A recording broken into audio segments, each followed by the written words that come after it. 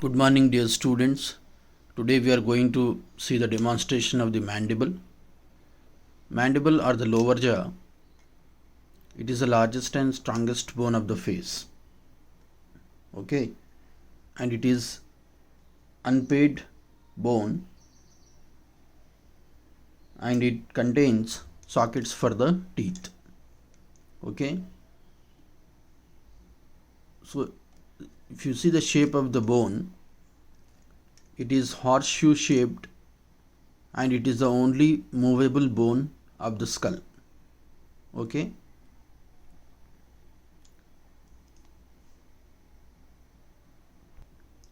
let us discuss about the parts of the mandible. It consists of a U-shaped body and the ramus of the mandible. This is the ramus of the mandible, and this is U-shaped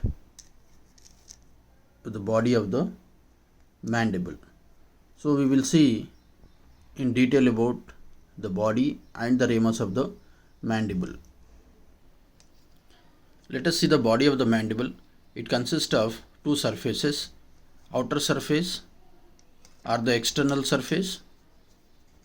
Then we have this is the inner surface or the internal surface. So let us see the features of the external surface or the outer surface. The outer surface, it has a faint ridge anteriorly in the midline. This is the faint ridge. So it indicates the position of the symphysis mentae in the fetal life. Then near the inferior border, because the body of the mandible has got two borders, this is superior border and this is inferior border, or the base of the mandible also, the inferior border also known as the base of the mandible. So near the inferior border, this faint ridge, it is encloses a triangular prominence. So this prominence is known as mental protuberance. Okay, this is mental protuberance, and in the anteriorly a faint ridge is there in the midline that represents fetal symphysis mentae. Okay, so and this ridge is known as mental protuberance. Protuberance means elevation. Okay, so on either side we have two foramina here, this side and this side. So this foramina is known as the mental foramen. Okay, mental foramen, mental vessels and nerves, they pass through this foramen. Then below the incisor teeth, this surface has a small fossa which is known as the incisive fossa. Below the incisor teeth we have incisive fossa. Okay, so these are the features on the external surface of the body of the mandible. Then look at the internal surface. This is the inner surface of the body of the mandible. So there is a oblique line which is known as the mylohyoid line. It runs from the third molar. Okay, this is the third molar. So this oblique line, it runs from the third molar tooth up to the symphysis mentae, we say. Okay, up to the symphysis or up to the exact in the midline of the internal surface of the mandible. So this is mylohyoid line. So there is a shallow mandibular fossa here. We say the submandibular fossa for the lodgement of the submandibular salivary gland. Then we also have sublingual fossa for the lodgement of the sublingual salivary gland. Okay, so two fossae we have. One is submandibular fossa for the submandibular salivary gland.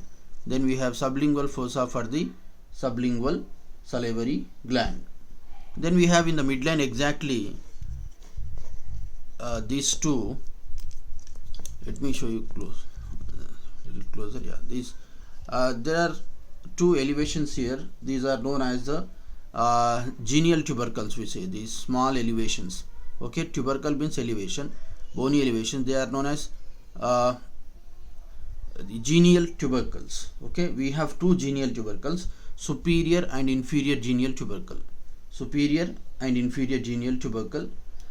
So we shall discuss about the genial tubercles, that what it gives attachment to. Okay, so we have, so internal surface basically has a mylohyoid line which runs from the third molar tooth, and we have a fossa for the submandibular gland and a fossa for the sublingual gland, and we have genial tubercles exactly on the internal surface in the center. Then we have mylohyoid groove. This is the mylohyoid groove.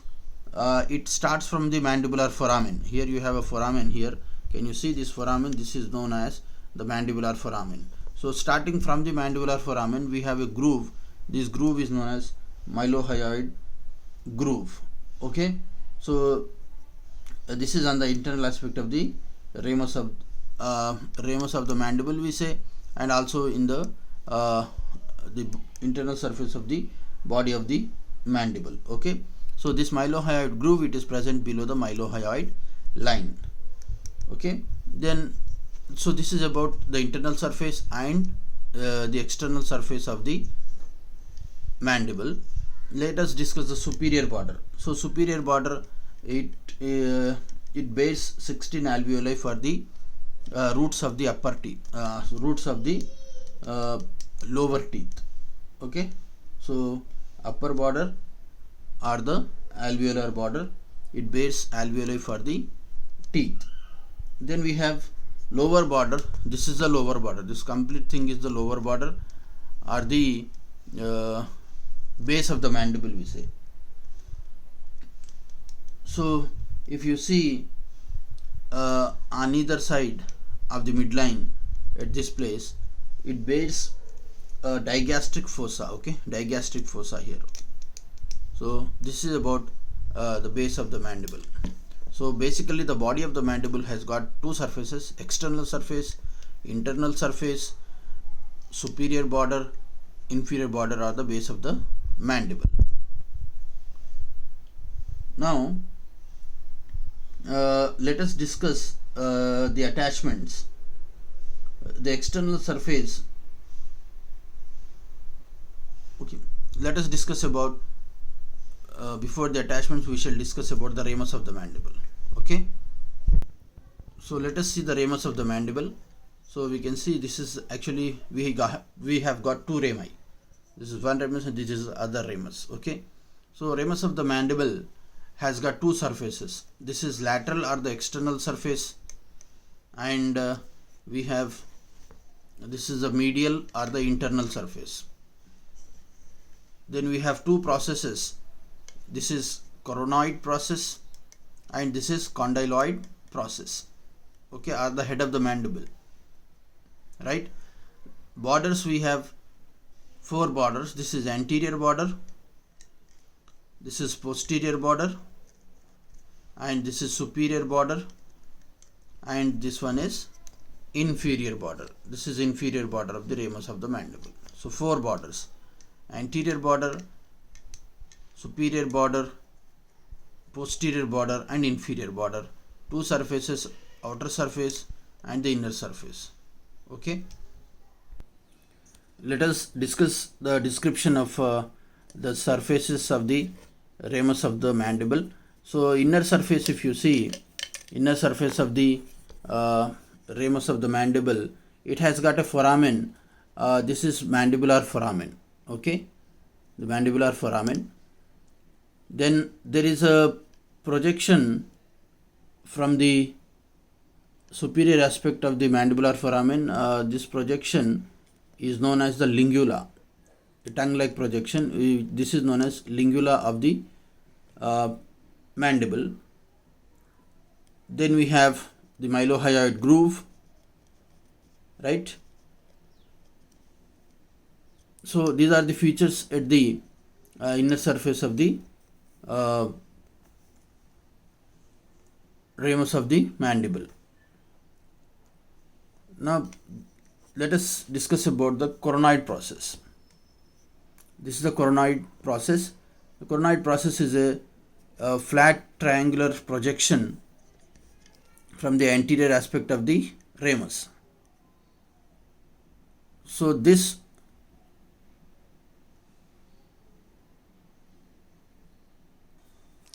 So coronoid process, it is a flat and triangular process. It is separated from the head of the mandible or the condyloid process by this notch. This notch is known as the mandibular notch. Okay, the mandibular notch, and just below the head of the mandible or the condyloid process there is a constriction. So this constriction is known as the neck of the mandible. Okay, neck of the mandible. So its anterior surface has a depression here. You can see the rough depression here. So this rough depression is known as pterygoid fovea. Pterygoid fovea. So then we have the angle of the mandible. Okay, this is actually the angle of the mandible. The angle of the mandible, it is present in between the posterior border of the ramus and the inferior border of the body of the mandible. So in between this we have the angle of the mandible. Then there is an oblique line extending from the anterior border of the ramus of the mandible. Okay, so this is an oblique line. It extends up to the mental tubercle. Okay, it extends up to the mental tubercle. So dear students, so far we have discussed the various parts of the mandible. Now let us see the attachments. So if you see the attachment, the muscular attachments, we have the muscles of mastication which are attached to the mandible. We have masseter. Masseter is attached to the lateral surface of the ramus of the mandible and to the angle also. Then we have so lateral surface of the ramus of the mandible gives attachment to the masseter, and part of the angle also gives attachment to the masseter muscle. Then we have temporalis. It is attached to the coronoid process including its tip. The temporalis, it is attached to the coronoid process of the mandible including the tip of the coronoid process and also the anterior border of the ramus of the mandible. Okay, then we have the buccinator. The buccinator, it is attached to the outer surface just below the molar tooth. Here is the attachment of the buccinator muscle. Then we have depressor labii inferioris. It is attached to the oblique line of the body of the mandible. Then we have depressor angulioris. So it is also attached to the oblique line below the origin of depressor labii inferioris. Okay, so we have two muscles which are attached to the oblique line, depressor labii inferioris and depressor angulioris. Then we have mentalis muscle. It is attached at the incisive fossa. Okay, just below the incisor teeth. Then there are few fibers of the platysma muscle. They are attached to the lower border of the mandible or the base of the mandible. Okay, so masseter is attached to the lateral surface, temporalis to the tip and anterior border of the coronoid process. Then we have lateral pterygoid, is also muscle of mastication which is attached to the pterygoid fovea. Okay, pterygoid fovea. Then medial pterygoid, it is attached to the medial surface. There is a rough impression at the medial surface. So at the angle of the mandible. So medial surface of the mandible near the angle, there is a rough area for the attachment of the medial pterygoid muscle. Then we have genioglossus muscle which is attached to the genial tubercles. Genial tubercle gives attachment to the genioglossus and geniohyoid to the lower genial tubercle. We have two genial tubercles, so the superior and inferior genial tubercle. The superior gives attachment to the genioglossus and inferior genial tubercle gives attachment to the geniohyoid. Okay, then mylohyoid muscle we have. So mylohyoid muscle is attached to the mylohyoid line. Okay, mylohyoid line. So basically this mylohyoid groove is for the passage of mylohyoid vessels and the nerves, right? Then we have the so-called the mandibular foramen. This mandibular foramen, it gives the passage of mandibular nerve or the inferior alveolar nerve. Okay, inferior alveolar nerve.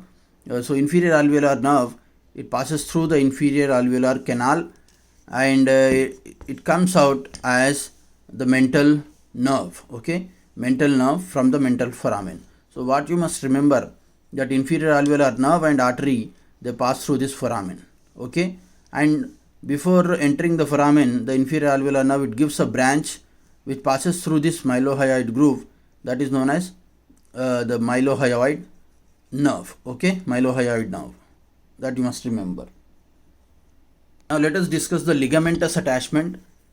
I told you that there is a elevation here at the mandibular foramen, that is known as the lingula of the mandible. So lingula, it gives attachment to the sphenomandibular ligament. Okay, sphenomandibular ligament. Then at the angle of the mandible is the attachment of the stylomandibular ligament. Posterior end of the mylohyoid line, it gives attachment to the pterygomandibular raphe. So pterygomandibular raphe attachment is here. Lingula gives attachment to sphenomandibular ligament, and angle of the mandible gives attachment to the stylomandibular ligament. Okay, so these are the few features of the mandible.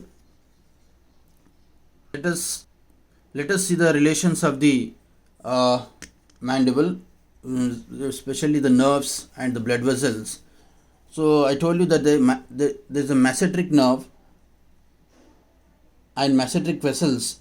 Those vessels and nerves, they pass through this notch. This is known as mandibular notch. Okay, so mandibular notch is related to masseteric vessels and the nerves. Then we have inferior alveolar nerve. So it enters the mandibular foramen, right, along with the inferior alveolar artery. Then we have mylohyoid nerves and vessels. They runs through this groove, mylohyoid groove. Okay. Then we have mental nerve, which emerges through this mental foramen. Okay. Then we have the facial artery. It is deep to the ramus of the mandible, near the angle of the mandible. This you have to remember. So these are the vessels and the nerves which are related to the mandible. Let us discuss the ossification of the mandible. Mandible is the second bone to ossify in the body. Okay. It is partly membranous and partly cartilaginous. So it is membrano-cartilaginous bone. So which part of the bone develops from the cartilage? We have incisive part. This part is develops from the cartilage, and the coronoid process, the condyloid process. So they develop from the cartilage. Whereas the membranous part, the whole of the body, complete body, except the incisive part, it develops from the membrane, and also the lower half of the ramus up to the mandibular foramen. Lower half of the ramus of the mandible up to the mandibular foramen, they develop from the membrane. So basically the incisive part, coronoid process and condyloid process develops from the cartilage, whereas the rest of the bone develops from the membranous membranous ossification. Okay, let us discuss the age changes in the mandible. Okay, so basically at birth, the body of the mandible, okay, it is like a shell, and it contains sockets for the two incisors and the canine and two deciduous molar teeth. Okay, then the mandibular canal at birth, it is large in size. This mandibular canal at birth, it is large in size, and it runs near the lower border of the bone. Now it is in the center now, but at birth, if you see the mandible, it runs. If you see the this mandibular foramen, it is near the lower border of the bone, and mental foramen, it opens near the sockets of the first molar tooth. That is a difference in at birth we say the mandible is having these features. Okay, the mental foramen opens near the sockets for the first deciduous molar teeth, whereas mandibular foramen, it lies near the lower border of the mandible. Okay, and coronoid process of the ramus of the mandible, it is comparatively large in size and it projects above the level of the condyle. Okay, so that you have to remember. So these are the features in the features of the mandible at birth. So next, if you see in childhood, the two segments of the bone, we have these two segments of the bone, they are joined at the symphysis menti. Okay, they joined at the symphysis menti. Okay, so the body becomes elongated and you see thickening of the subdental portion. Then you have mandibular canal, it is situated above the mylohyoid line. This is in the childhood. Okay, then we have in adults, if you see, the mental foramen opens in the midway between the upper and lower borders, and mandibular canal runs parallel to the mylohyoid line. Now you can see the ramus is in vertical direction. Okay, so these are the age changes in the mandible at birth, in childhood, and in the adulthood. So when it comes to old age, the bone becomes small in size. Okay, it gets reduced in the size. So what happens? This alveolar border, it gets absorbed, and the chief part of the bone, it is present below the oblique line. Okay, this is in the old age. Mandibular canal with the mental foramen opening from it is close to the alveolar border now. Okay, so the ramus will be in oblique direction and the neck of the condyle, it bends backward. Okay, so these are the features in the old age. Then what are the anomalies of the mandible, developmental anomalies? We have several conditions like agnathia, micrognathia, macrognathia, and then hemifacial macrosomia, then mandibular dysostosis. Okay, agnathia is also known as the hypognathia. It is nothing but absence of the portion of one or both jaws. Okay, absence of one or both jaws. So it is very rare condition. So this is due to the deficiency of neural crest tissue of the lower part of the face. Okay, that you should remember. That is why agnathia. Agnathia means absence of the portion of the mandible. Okay.